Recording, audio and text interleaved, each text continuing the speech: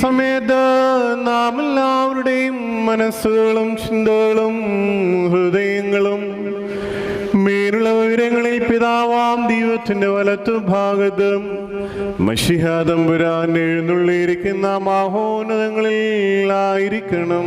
ഞങ്ങളുടെ ബോധങ്ങളും വിചാരങ്ങളും ഹൃദയങ്ങളും ദൈവമായ കർത്താവിങ്കൽ ഇരിക്കുന്നു. ഭയഭക്തിയോടുകൂടി കർത്താവിനെ നമുക്ക് സ്തോത്രം ചെയ്യാം.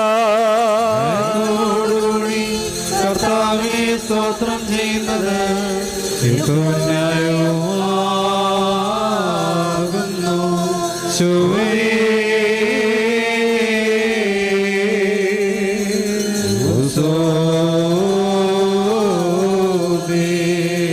കർത്താവേ, 4 മുഖങ്ങളുള്ള ക്രോബേന്മാരും 6 ചിറ